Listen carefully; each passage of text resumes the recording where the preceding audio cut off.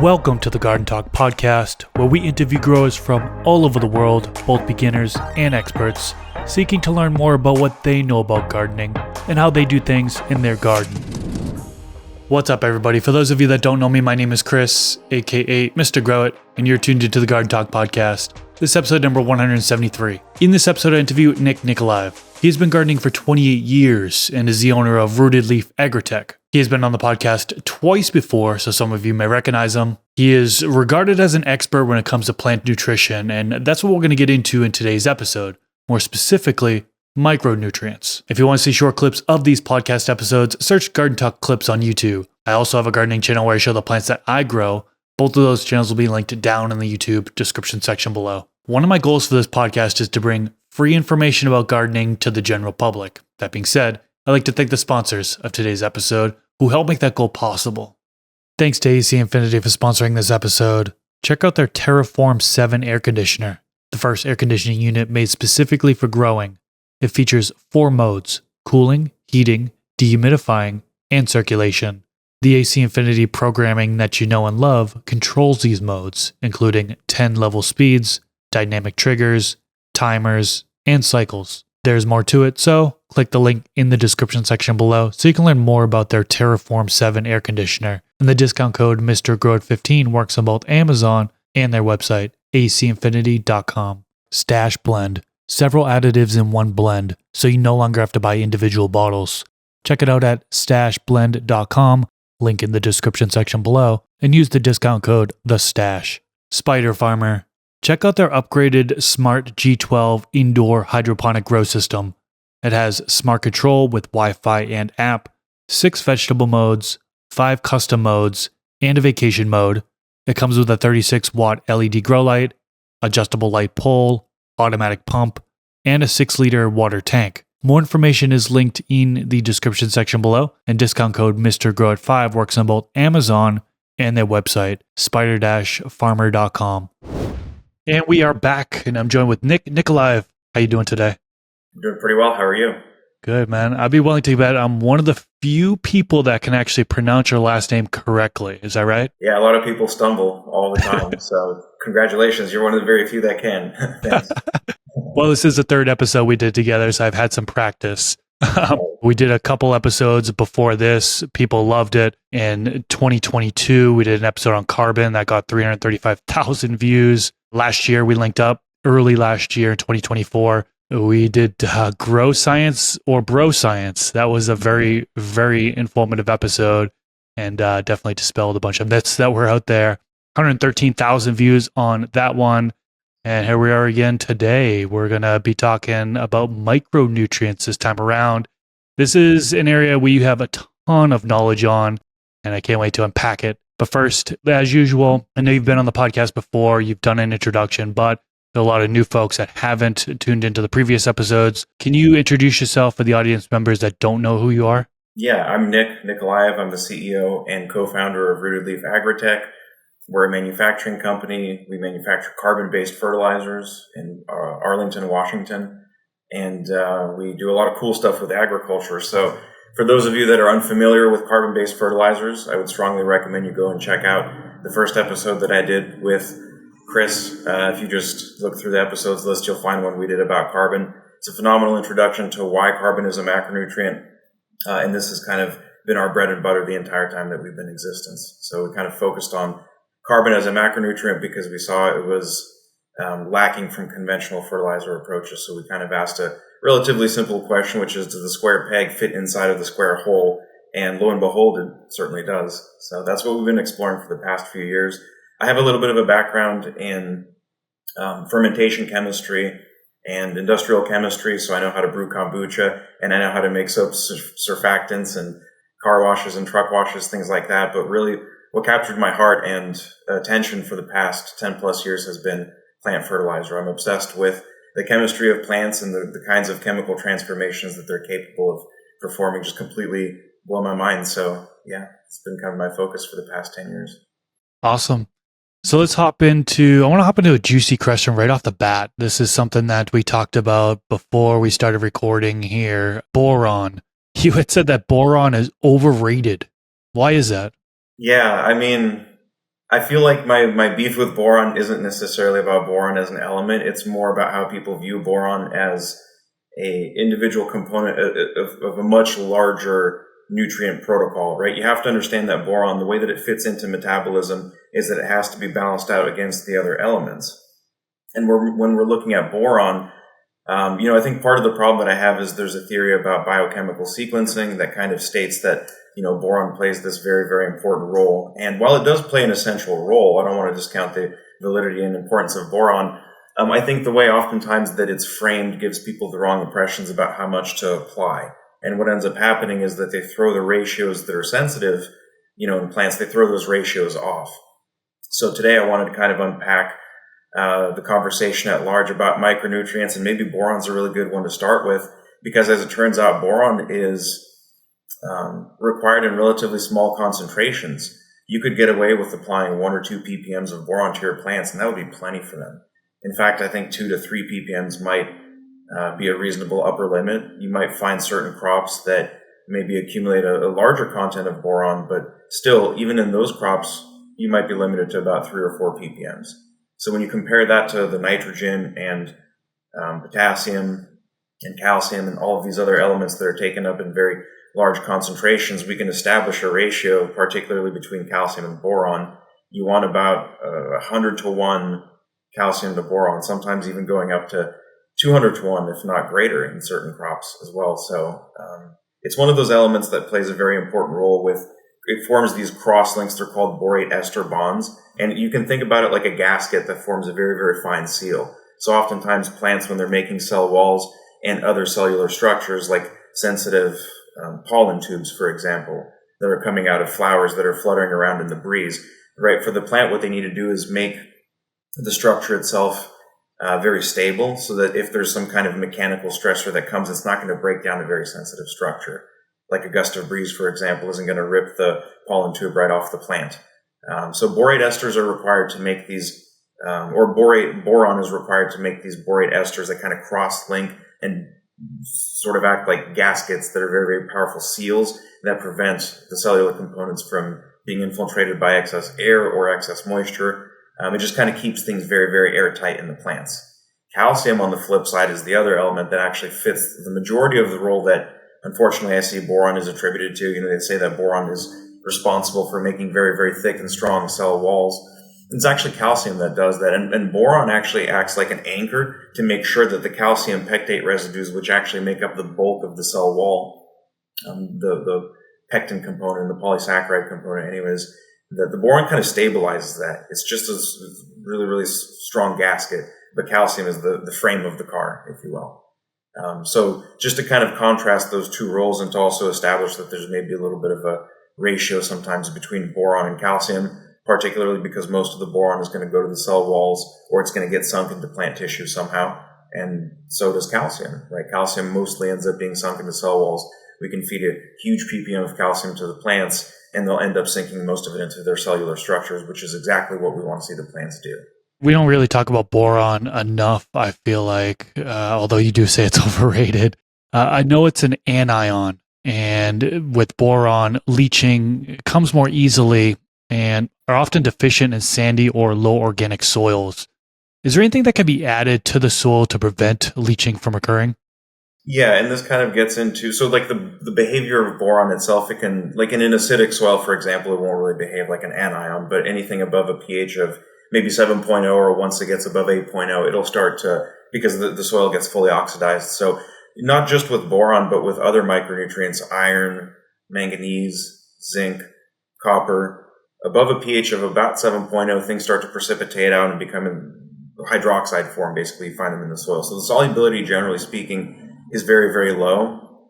And there's something that happens to the oxidation state in terms of how electrons are transferred and passed around that changes the dynamic a little bit. But to bring it back to boron and maybe to kind of lead into some of the other micronutrients too, I mean, really the way to deliver boron effectively into the soils and all these other micronutrients is to actually set up the structure of the soil to properly accommodate the flow of micronutrients from the soils to the plants.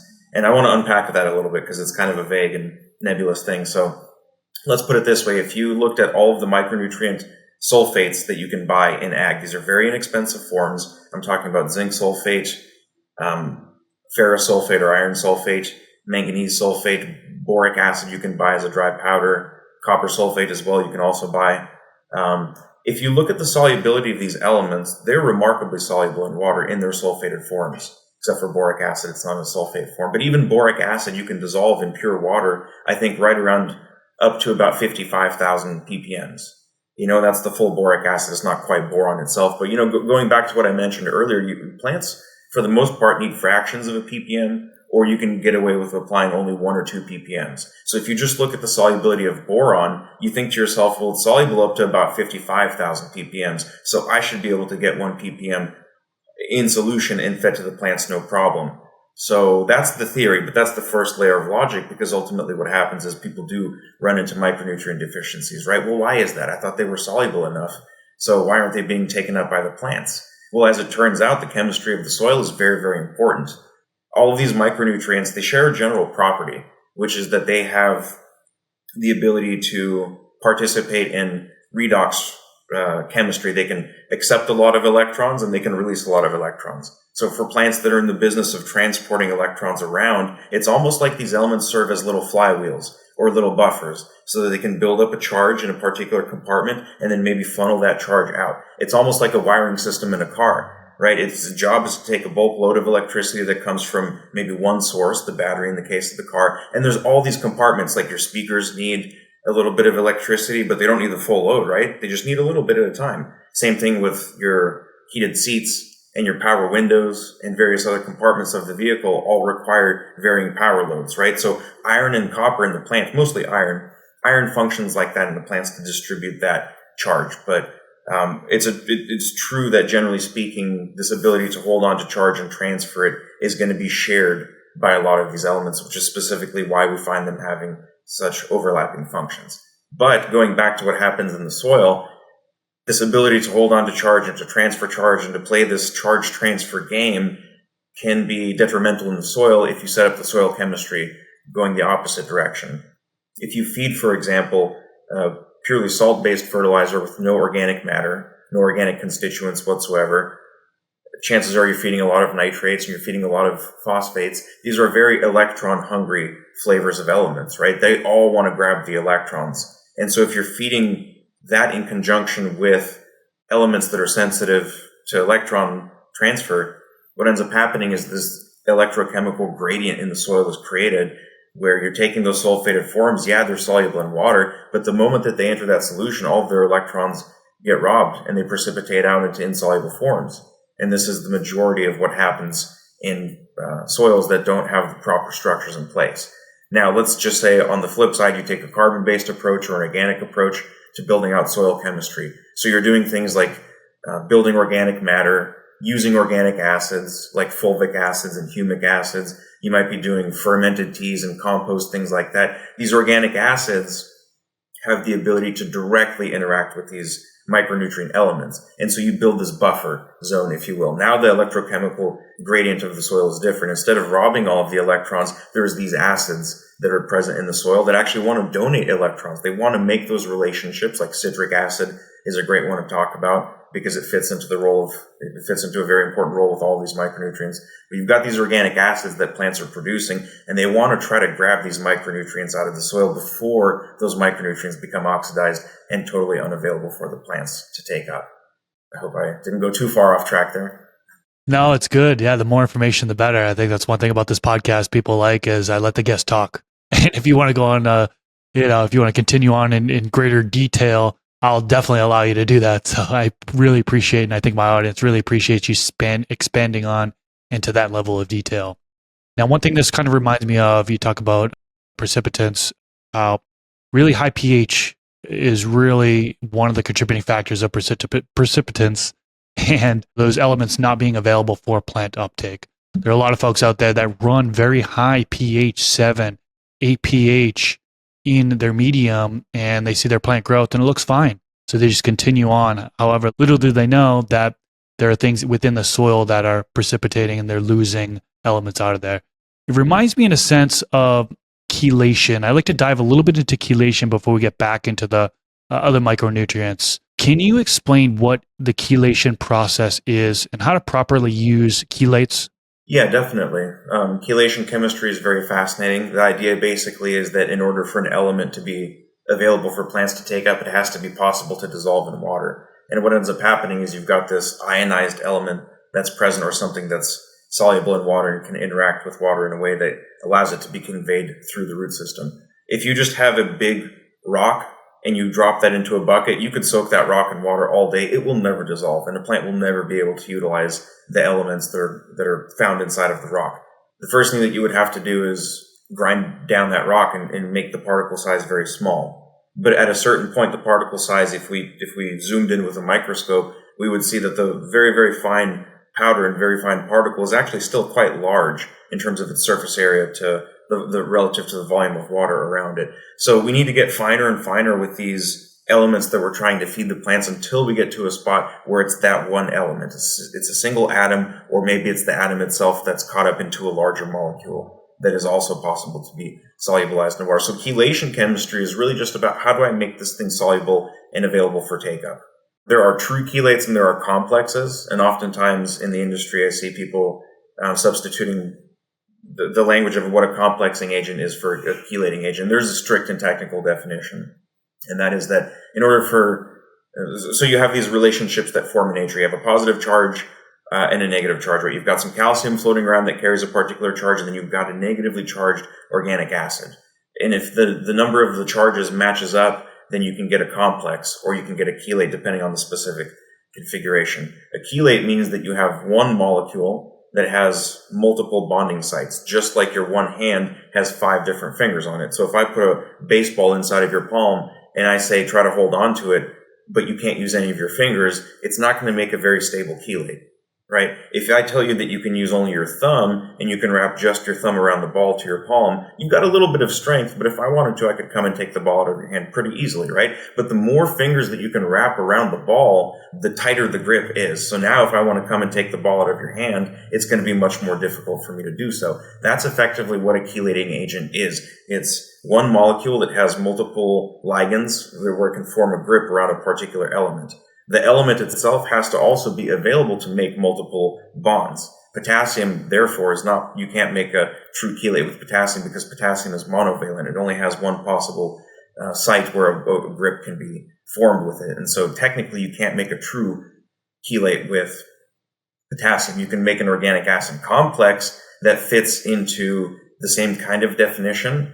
Chelation and complexing are just basically 2 different ways of gripping the ball, but one of them specifically says, well, I have to use multiple fingers, right? So that's the kind of technical definition. So when we're talking about chelating agents, there's a couple of things that we're really trying to solve for when we're using those chelating agents. One of them is that we need to make sure the element that we're chelating is going to be protected, meaning that if I put it in a low pH environment or if I put it in a high pH environment, the element itself is not going to be subject to the general chemistries that are happening in the solution. So if, for example, I just took a piece of iron atom, for example, or if I took an atom of iron and I put it in solution, above a pH of 7, it would form iron hydroxide because there's no real chelating agent and there's no real buffer preventing that hydroxide from interacting with the iron and then making that insoluble salt. And at that point, my iron precipitates, falls out, and no longer available for the plants to take up. But if I have a chelating agent in a chelated form of iron, what ends up happening is the solution pH can rise above 7.0, but because the iron itself is being gripped, all of those hydroxyl molecules that are trying to attack the iron and get it out of my hand,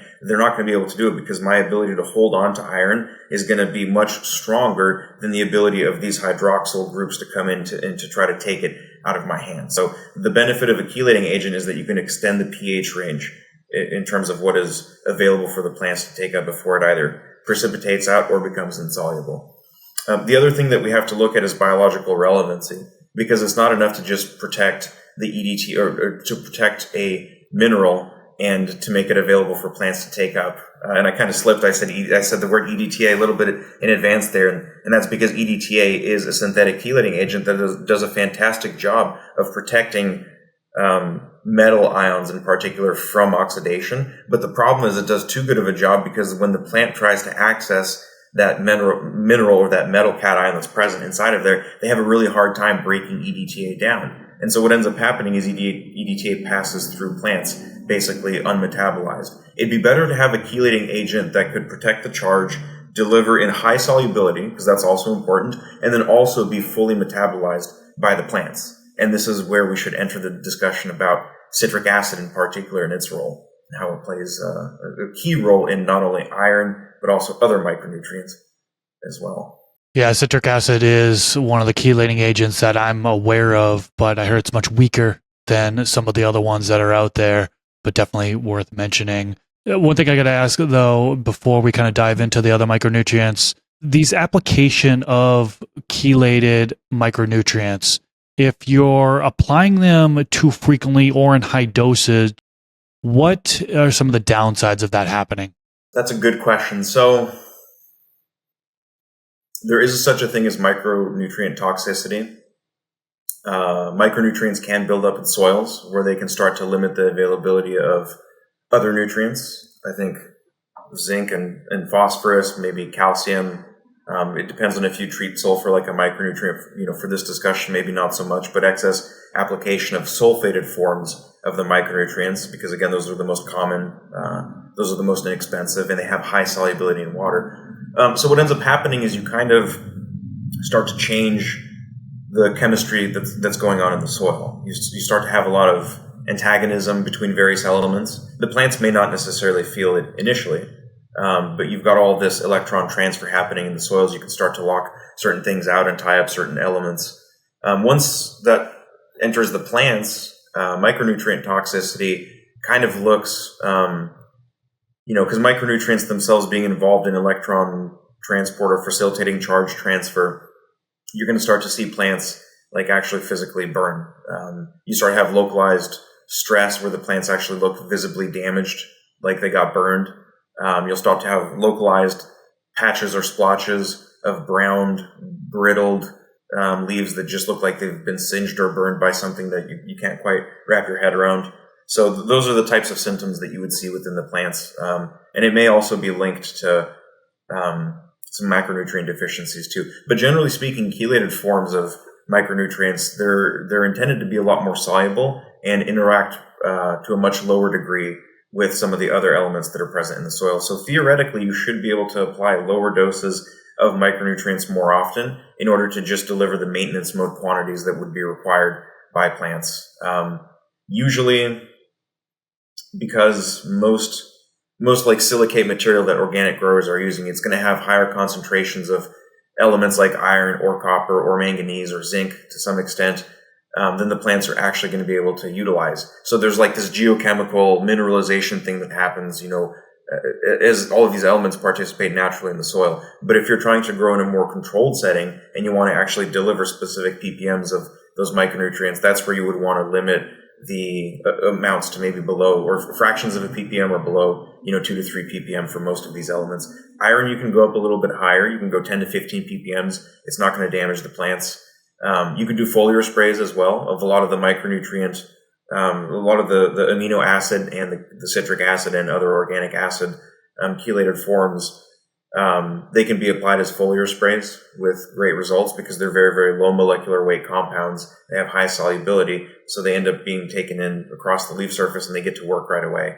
And because amino acids and organic acids like citric acid are native to plant biology, those chelating agents themselves are 100% biodegradable within the plants. They get inserted into primary metabolic pathways, and there's very little, it's very difficult to burn your plants with some of those chelating agents. It's much easier to overdo it with actual micronutrients. So I would say the best approach for solving micronutrient deficiencies or any kind of micronutrient related chemistry is to understand that really the optimum way to tackle that issue is to establish the right soil chemistry as opposed to just trying to go in and correct a deficiency based on a knee-jerk kind of gut reaction. You don't want to always do this thing where you're robbing the micronutrients from the plants and then all of a sudden coming in and spiking them with 5 to 10 times more than they actually need just to correct the deficiency. So a little bit at a time won't result in accumulation to a very large extent, and then it'll allow the plants to kind of take it up as they need to, and the rest will participate in the mineralization cycle. Some organic acids like citric acid are going to be broken down by soil microbes anyways. So if there is some kind of iron citrate that you're watering into the soil, or even if there's an amino acid chelate, that will also probably get metabolized by the microbes. So it could very well be that you start with these chelated forms like the citrate, iron citrate, or maybe some amino acid chelates, and you work it into the soil, and it's the soil microbes and the soil fungi that actually end up oxidizing those organic acids or the amino acids, and then the iron just enters its own sort of the geochemical cycle, if you will. Good to know.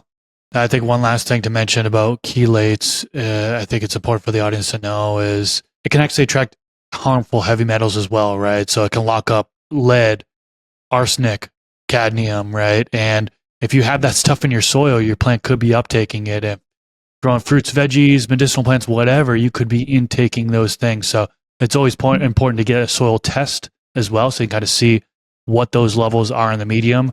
Now, are soil tests going to actually measure the amount of chelated nutrients in the soil, or no? No, I think they can give you, they'll give you the mass in terms of like this particular element makes up this ppm of mass in the soil, but they won't give you the actual form factor of what it's going to be like. Is the phosphorus present as a phosphate salt, or is it present as a phospholipid? Like where that phosphorus came from, it's not possible to determine which form it was in. It'll just kind of give you a gem. But you can kind of, using multiple data points, you can kind of build backwards and figure out what's going on in your soil. You could take a look at the data that is provided in a soil test, and then you can also kind of do your own tests and keep your, you could measure your own pH, you could measure your own soil water potential. You could take various measurements of the soil, and just something as basic as what does the soil smell like. If it smells like eggs and sulfur, chances are it's probably pretty acidic, right? But if it has this like really fresh kind of woody, barky kind of aroma that's like really fresh, like you're walking through, old growth forest, then chances are it's okay and it's well aerated. And these are not the types of things that you would necessarily see on a soil report, but it'd be valuable to know what is present inside of the soil report, particularly on the micronutrient side of things, before you try to add anything else in. Because if you're working with a soil that already has some micronutrients inside of it, maybe the goal is to add something that unlocks those micronutrients as opposed to putting the chelated forms of those micronutrients into the soil. Got it. All right, let's move on to some of these other micronutrients that you want to talk about. What do you think? Should we talk about zinc or iron, or what's a good transition from here? Yeah. We started with boron, which is actually the one that I think is taken up in the lowest amount overall. But in reality, we should start, now that we've talked about boron, we can start from the top down and look at iron, manganese, and zinc primarily, because those three are the ones that a lot of people should get comfortable with, not only understanding how they work with plants, whatever they're growing, but also, when to throttle it up and when the plants maybe need a little bit more iron and why they would need more iron. And then same thing with manganese and zinc. And then we'll look at copper as well. Copper and boron are kind of the two that are grouped in the micronutrients, I guess you could say. They're required in even lower quantities than the first three that I just mentioned, iron, manganese, and zinc. So earlier I mentioned that iron can be thought of like the electrical wiring system in a car. I brought up the example of, one power source basically funneling all that power out to various compartments or components in the car that need it. Plants are wired in the exact same way. And if you looked at the electron transport chains in chloroplasts, which is where all the chlorophyll is, that's where all the light energy of the sun is captured. There's a lot of iron-containing systems that are present inside of the chloroplasts. And then also same thing with the mitochondria. And they're kind of in the business of running a relay race. They're passing the baton, but the baton here in this case is an electron that keeps flowing through the system. And really what they're trying to do is make sure that the electrons are flowing downstream to the right acceptors. And this is based on feedback loops that are coming in, like the redox status of the plants. Are they too stressed? If so, then maybe some of that reduction power needs to get funneled towards antioxidants and antioxidant defense systems that can be built back up to deal with the appropriate levels of stress. And then the plants will modulate the flow almost like a variable valve, if you will, that kind of dictates where the flow of this power goes. So iron is very, very important in that. And because it's involved directly in electron transport, iron becomes very critical to account for when you're doing something like increasing the light intensity. Or if you're growing outdoors, the transition between spring and summertime is typically marked by higher light intensity. The sun gets more direct, it stays out for longer, and the intensity is a little bit higher. So in those kinds of conditions, the plants may ultimately end up benefiting from an increase of iron by just a little bit, maybe 1 or 2 ppms, 2 to 3 ppms. Usually 10 to 15 ppms in total of iron ends up being good enough for most crops. You can go up to 15 or 20 for some other ones, but really anything above 20 doesn't really seem to have a huge benefit, either in a controlled environment ag, if you're, growing giant tomatoes in a greenhouse and they're 50 feet tall, or if you're just growing outdoors, you've got some, relatively short plants like some sage and rosemary and so on and so forth. Somewhere between 10 and 20 seems to be the sweet spot. And because it's involved in electron transport, we want to make sure that the amount of iron is always going to be available for the plants, because if we run into iron deficiencies, what we end up seeing is that the plants become a little bit less productive initially. The electrons just don't flow as well, or they don't flow as fast. The plants seem to not be as energized. It almost seems like they're maybe sluggish a little bit. So in that case, it might be a good idea to either do a leaf tissue test, or if you kind of know more or less that the plant might be bumping into an iron deficiency, doing foliar sprays is a really good way to correct it, or putting it in the soil is also a really, really good way to correct it. Manganese and zinc are not that far behind. Usually the amount of iron that plants like is pretty close to the amount of manganese and zinc, but it's just a little bit more. So if we had to pick favorites, we'd say iron is the number one favorite, and then manganese not far behind it, and then manganese and zinc are pretty close to each other. Now, manganese functions kind of like an alternator in a vehicle. Plants have all these photosynthetic engines that are running, and they're powering electron transport chains, and they're doing things like splitting molecules of water apart. Manganese sits at the center of the engine that splits molecules of water apart, and it kind of funnels and loads electrons back into the electron transport chain. It's exactly the same as when your car is running, the alternator kind of keeps the battery recharging. From what I gather, I'm not an expert in the automotive side of things, but the function of manganese is just like an alternator in a car in that regard. I should also mention that for manganese and for zinc in particular, they have the ability to shuffle through these varying oxidation states, and this is what allows them to cause damage to plants. If you overfeed these elements, what ends up happening is they rip electrons out from certain compartments that need them. So when we're looking at how proteins will fold or how proteins get synthesized, micronutrient toxicities can directly disrupt those metabolic, either the sequencing of how proteins are made or just the expression of the proteins themselves. It can kind of mess with that. So you start to see these anomalous, very, very strange growth patterns in the plants as a direct result of both manganese and zinc toxicities. So if you notice abnormal growth, or maybe the leaf looks particularly bizarre, it shouldn't have that shape, it'll be very apparent, those abnormalities and those morphologies that change, because they're not normal at all. So just keep an eye out for that. Manganese and zinc you can apply not that far behind iron, maybe 5 to 15 ppms is kind of the sweet spot.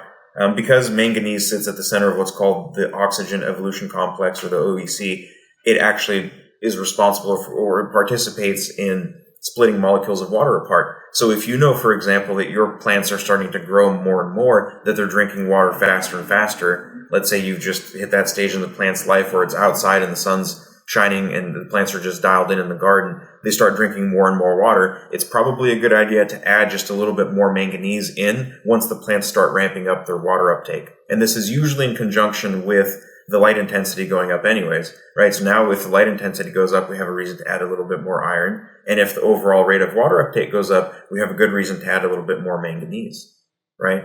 And now zinc is the third kind of factor in the system, because as it turns out, zinc, it sits at the center of my favorite enzyme in nature. It's called thylakoidal carbonic anhydrase. And basically it's a type of carbonic anhydrase that sits in the thylakoid, in the chloroplasts, and it's got one job. Basically, its one job is to catalyze a reversible reaction. But in the direction that I'm interested in, it releases CO2 to rubisco. So when we talk about plants photosynthesizing and using the power of the sun to split molecules of water apart and to take CO2 out of the air, the CO2 being taken out of the air is directly informed by zinc.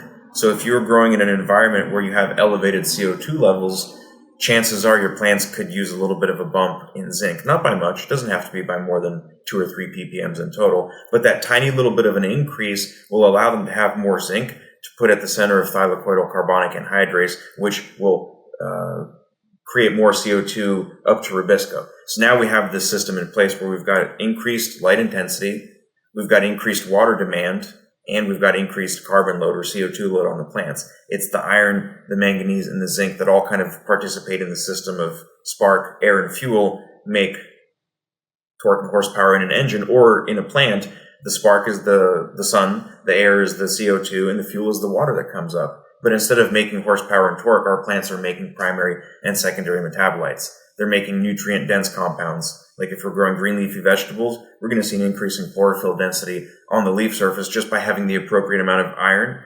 manganese, and zinc present. Because if more iron is present, that means more chlorophyll can do its thing, right? And if more manganese is present, that means there's more water that's being split and more photosynthesis is happening, more reduction power is being generated, more of these nutrient-dense compounds are being generated by the plants. And then if we have sufficient supplies of zinc, that CO2 is actually being released to rubisco and the sugars are being made. So all these sugars, whether they're stored in the leaf surface or they get transported down into the roots where they can do things like create or become the substrates for citric acid production in the roots, which then gets pushed out into the soil. The citric acid can then participate directly in chemical weathering. So if we have micronutrients that are tied up in the soil, the citric acid produced as a byproduct of photosynthesis can actually be used to free up those micronutrient elements for the plants. And then those plants will take them right back up and do the exact same thing we just got done talking about, that system that we just built out. That's really interesting. Yeah, I'm glad you brought up the toxicity and kind of what that could look like in the plants, because I feel like there's quite a few people that are tuning into this that have come across those things and they think it's more of a deficiency instead of a toxicity. So maybe now some folks will be aware of what some of these toxicity symptoms look like and that they can kind of back off the nutrients from there. Now, flipping back to iron deficiency is, I feel like, probably more of the most common out of the ones that you had mentioned there for micronutrients. It starts to yellow of the leaves, starting at the petiole and kind of working its way up towards the tip. And I feel like there's quite a few folks out there that have seen this in their plants. Some have seen it, but it's not actually iron deficiency. And I figure I'd touch on this real quick. I get a lot of questions from people. And there are quite a few folks that their light cycle will turn on, right? The lights will turn on. And they'll look at their plants and they'll see what they appears to be iron deficiency. The new growth appears to be yellow. It looks like it's starting at the petiole, working its way up towards the tip. However, what it really is the plant just hasn't received enough light yet to do that conversion of the yellowing leaves to the green leaves. So within the matter of a couple hours, those new growth that they see that appear to be yellow will actually transition to green. So I figured I'd mention that one here while we're talking about iron. Yeah, and there's something to be said about, think about your plants like a water pump, and the water that they're pumping to various, like you have the older and more established leaves at the bottom of the plant, but then you've got the apical meristem. It's the site of the newest growth, right? It's the smallest leaf set. It's the thinnest leaf set. It's the one that's really trying to get the majority of the nutrients that are coming up from the feed water. There's something going on in the soil in terms of the chemistry of the soil and how that chemistry informs the availability of certain micronutrient elements. And plants are really just trying to optimize soil chemistry so they can lift the appropriate load of elements up to that apical growth. Because really it's about saturating and flooding the fastest growing part of the plant with all of the elements that are going to be required for it to actually grow out properly. You know, the conundrum for plants is that the thinnest tissues, the ones that are most sensitive to oxidative stress, are the ones that are closest to the light and closest to the sun. The older and more established leaves typically see a lower light intensity overall, and they have bigger and thicker structures already established. So they're not at risk for burning nearly to the same extent that the newest growth is. And oftentimes when you see that newer growth coming in and it looks a little bit yellow at first, but then it flushes out into something more green, really what you're doing is looking at this temporal distribution of the feed water. You know, it kind of varies over time. They're lifting not quite enough maybe of all the micronutrients out of the soil at first, not because they're deficient, but maybe because there's some chemical bottleneck in place or something like that. But then once the leaf set fully opens up and it starts to grow out and actually become established, it can correct itself and it can kind of hit the proper color that it needs to. And this, you know, this partially comes down to not only solubility and availability, but biological relevancy too. You know, EDTA chelated micronutrients are a lot more difficult for plants to process than amino acid chelated micronutrients, because the amino acid becomes very, very useful for the plants, or even a citric acid form of iron becomes very, very useful for the plants. So they'll metabolize both the iron component of it and the citrate component of it simultaneously. Whereas with the EDTA, they don't metabolize the EDTA component of it, and they struggle due to what's called the stability constant, or how strong is that grip. The stability constant of EDTA is just a little bit too high for plants. So it's like the energy has to get put in to break that bond, but the molecule itself doesn't get broken down. It'd be much better strategy for plants to have a form of micronutrient that does not require energy expenditure to break down. And when it does break down, it actually releases energy to the plants. So you can get certain types of chelates, micronutrient chelates, that are very rapid acting on the plants because it's immediately digested and absorbed by the plants. Even if you did a foliar spray on the small new growth of the plant, you'd see pretty rapid results. Fascinating. Man, there is so much to learn about these plants, the internal functions, biochemistry. It is just unbelievable the amount of chemical reactions that are happening within the plant. And it's mind-boggling how much can actually be going on. And it's crazy how much you know. You seem to know a lot about this. And it's very, very interesting to me. So awesome. How about copper? Should we move on to that? This one is really interesting. This is one that I feel like we don't talk about enough. Can you talk to us about copper? Yeah. And the way that copper is utilized by plants, there's like some benefits that are associated with copper. I think a lot of people know that copper can be used as a fungicide or an antimicrobial. And kind of, going back to the shared property that all of these micronutrient elements seem to have is they all are capable of participating in charge transfer. And what that basically means is they can destabilize systems, biological systems. So if you put too much copper on a plant, it's just a function of electrons getting stripped away from the areas that need them, and instead copper soaks all of them up. Same thing is true of fungi and microbes. You're just kind of changing the dynamic of where the electrons are going to. Copper will strip stuff out, and that's one of the mechanisms by which it functions like an antimicrobial or an antifungal agent. Plants aren't necessarily doing the same thing with copper. Copper is more like iron in the sense that it's just used to kind of help convey a charge. We see a lot of copper being sunk into cofactors in electron transport chains. They're not really used as deterrents or weapons. They're not really copper is not really weaponized against insects or anything like that. Copper is utilized in a way where maybe the charge transfers that it can participate in, because again, it's all about how much charge can be built up and how much charge can be released.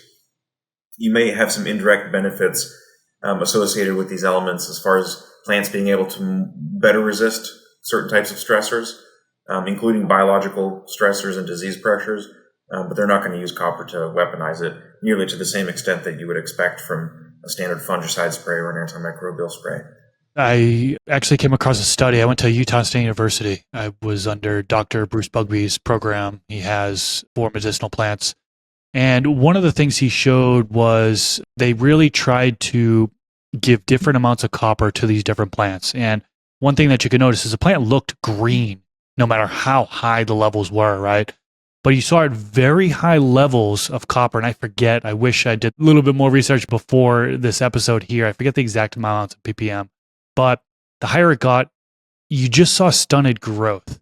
That was really the only downside you saw from it. The plant was green throughout, so there wasn't any visible signs of toxicity on the leaves or anything like that. So I thought that was really interesting. And yeah, the fact that copper is really known to have antimicrobial properties is super, super interesting. I don't think a lot of people know about that. But how does that really affect the soil biology or microbe life when used repeatedly in the garden? I mean, if you stack a bunch of copper in the soil, it certainly makes it more difficult for things to grow out of it, particularly if that copper can ionize, and that's where it starts to get a little bit disruptive. I guess you could say like one of the better ways to understand copper toxicity and the effects that it might have in the soil is to actually maybe look at aluminum and aluminum toxicity, because nobody wants aluminum, but aluminum is the third most abundant element in the Earth's crust. It makes up something like 7 or 8% of the Earth's crust. So aluminum, in other words, is present in the crust at about 80,000 ppms.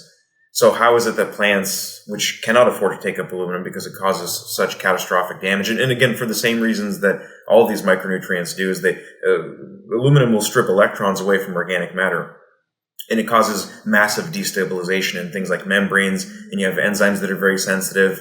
The DNA itself can get all of its electrons stolen. So things just tend to fall apart from the electron perspective if aluminum is left unchecked. So how is it then that plants have evolved to grow on the silicate crust, where aluminum is the third most abundant element, but plants do not want to take up any of it at all. And the answer is that they're producing certain kinds of organic acids that do two things specifically. One is that they limit the solubility of the aluminum, so they can chelate it and they can complex it in such a way that the chelator complex is not soluble in water at all. Again, one of the defining factors of chelation chemistry doesn't necessarily have to be that it's soluble in water. It's just about what is this grip like. So if the plant wants to make a grip around aluminum and prevent that from being taken up, that's a good strategy, because if it's not possible to be taken up, then the plants don't have to worry about it, right? So plants are secreting all of these organic acids that tie up aluminum. One of the other things that they do is they produce organic acids that may make more soluble forms of aluminum, like low molecular weight organic acids. And what ends up happening is, even though they're solubilized, the aluminum is not the ionization state of aluminum, meaning its tendency to interact with electrons, is quenched. The molecule that the plants are producing gives those electrons to the aluminum, and it says, you know what, you're going to try to take my electrons anyways, I might as well give them to you and put them into a form where, yes, the aluminum is soluble, but it's not going to ionize, which means it can pass through plant tissue with zero effects whatsoever. We see this type of strategy employed, I think, with hydrangeas, which tend to accumulate aluminum silicates in their petals, and the petals themselves form metalloanthocyanin complexes. So when you look at that blue pigment, I'm almost 100% sure it's on hydrangeas and maybe some other flowering plants too, but the petals themselves are like sinks for the aluminum to flow up and out through the plant without actually causing any kind of damage. Again, it's about neutralizing the ionization state. It's about understanding that if the aluminum wants to take a certain amount of electrons, the plant can do this electron transport chain thing through photosynthesis and say, right, I'm going to give you the electrons that you want, but now you're not going to interact with anything else. So it passes through the plant tissue and then it gets accumulated inside of the petals. This is a good phytoremediation strategy for certain plants as well. Maybe if the aluminum load is very high in the soil, they can deal with it in this way. They can deal with it by solubilizing it and allowing it to be taken up, but preventing it from ionizing so it doesn't harm or damage the plant's cellular components, and then just sequestering it in the petals where it's far, far away from the roots. It's far, far away from any site of primary metabolism. There's no chloroplasts nearby. There's very little metabolic stuff happening. It's just like a little missile silo that's far, far away from, the civilized life of your chloroplasts and your mitochondria. The reason that I bring up aluminum in particular is because copper we want to kind of treat the same way. It can be toxic if taken up, and so plants have the strategy of maybe burying it in the soil in various organic acid forms. Some of the organic acid complexes of copper, like copper acetate, they're not really soluble in water. Some of the organic acid forms, believe it or not, are way lower solubility than the sulfate forms. Iron is kind of the outlier. Iron citrate is very soluble in water, but even iron sulfate is extremely soluble in water. And amino acid chelates are a lot more soluble overall, but you've got other complexing and other chelating agents besides organic acids that can be used. There's certain types of sugars and sugar alcohols that work phenomenally well, particularly with boron and mannitol, which you can find in certain species of kelp. Like we work with sugar kelp, Laminaria digitata, and we work with a variety of other species of kelp. We're extracting these sugars out of them and using them to complex the boron in such a way that makes the availability significantly greater for the plants, and it prevents ionization and all this wonderful stuff from happening, to the detriment of the plants. But the same thing is kind of true with all of these micronutrient elements. Again, because they have the ability to hold on to charge and to transfer, you want to be careful about how much of that charge transfer capacity you're working into the soil. A little bit can go a very long way, and a lot of times with the micronutrients, it's just about making sure that the conduit for that transfer is present. You want to condition the soil. You want to build up the soil so that little bit of micronutrient that you put in can go a very long way. We want to see most of it actually get taken up by the plants. We don't want to see a lot of it starting to build up in the soils, because then we'll start to see these detrimental effects with copper toxicity happening in the soil. Copper can also directly impact primary metabolic pathways because its tendency to bind up in complexed forms like acetate forms, very, very sparingly soluble in water, not soluble at all basically. So we want to try to avoid the circumstances where these micronutrients are precipitating and they're causing fallout and they're ionized and they're interfering with soil biology. That was going to be my next question, is how do you supplement these micronutrients without over-fertilizing and keeping the elements in balance, which you basically just touched on there? Would you recommend them being kind of in a soluble form, mixed into water and in a soil drench? or would you recommend a foliar feed or soil amendments? I mean, I would say foliar sprays are the best, but I also want to kind of go back and highlight the fact that most of these micronutrient elements are readily available in their sulfated forms. They can be relatively inexpensive, and if you just look at the concentrations of each element that they're capable of providing, there's no reason that you shouldn't be able to dilute all of these micronutrient sulfates into one spray solution, spray it on the plants, and correct any micronutrient deficiency. Where the issues start to arise is if you have the adverse soil chemistry, where maybe the conditions of the soil just kind of favor an oxidation of those micronutrients, right? So if 95% of those micronutrients become oxidized for whatever reason, and this could actually be the case with if you're running like a hydroponic or a recirculating system and you have an aerator, or if you've got air stones, the constant addition of air is going to oxidize the micronutrients. So you might want to be careful about how you're watering micronutrients in a deep water culture system if you have a lot of aeration happening. That's where it could make sense to maybe take an amino acid chelated form and do a foliar spray, or do what we do with the amino organic acid and the sugar alcohol complexes that we're making. Those provide the greatest solubility, and even if they're aerated in a deep water culture system, they tend to not oxidize. Kind of going back to the grip analogy, we have these complexes that are so stable that even extra air coming in tends to not break it down. It's all part of an equilibrium balancing act, though. Again, you could raise the pH of the solution to about 8.5 or 9.0, and then the chelates that we make would break. But hopefully before you do that, you're going to have some other problems with the plants, because nobody should be, feeding plants with a pH of 8.5. So yeah, I mean, I think part of the other strategy too is to kind of keep the soil slightly acidic.